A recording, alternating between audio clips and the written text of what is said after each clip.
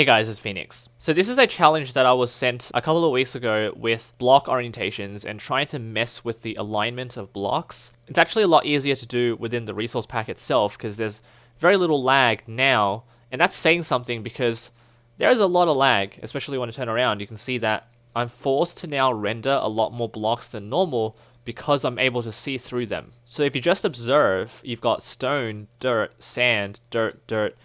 They're on the same axis. So if I just scroll up and down with the hitboxes, all of them are on the same pillar. And I've only changed one value for every single block, and that is I've shifted every block 8 units to the right. So this grass block over here has shifted 8 units to the right, as you can see, and then its neighboring block over here hasn't moved. So if you look at this pixel here, and then compare it to this pixel here, they're different, and that's because the texture is actually aligned differently. The block has rotated, and because they rotate differently for every position, all the blocks are going to be messed up. The best ones to mess up are the ones which are most prevalent in the world, so stone, bedrock, sand, grass, and dirt. This one's actually like the same, but these ones have all shifted the same way. That's just kind of explaining everything before. So you can see exactly how much has changed here. It is a lot laggier, but not as laggy as if I used falling sand for every single block. That would actually be kind of devastating.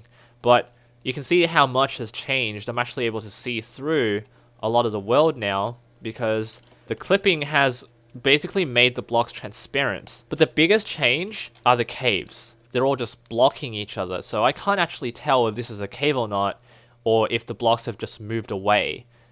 It's happened everywhere, so it's probably that. But I don't even know where the cave was initially. I don't even want to find out. One way to sort of modify this is to find a mineshaft, because mineshafts are supposedly very parallel, or they intersect quite nicely or in a perpendicular way.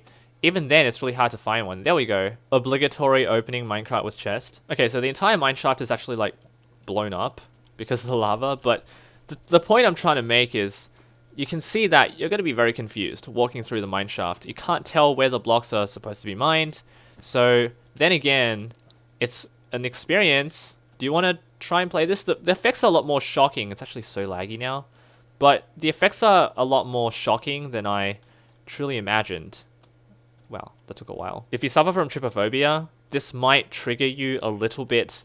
Then again, if you want to try this out, go ahead. You can just add 8 to all of the values, or you can add 8 to another value, such as the Y value, and everything is magically fixed. Except, it's not. So, because I've shifted them 8 blocks up now, the lighting is just gone. There is no lighting anymore. The sun is no longer useful here. But the point I'm trying to make here is that the pigs are now walking in the block, and so am I. The pig is confused. But interestingly enough, this is a better view because the dirt blocks are underneath where they're supposed to be, and I'm able to see the surface of them, and those are not actually affected by the light either, but you can see them now.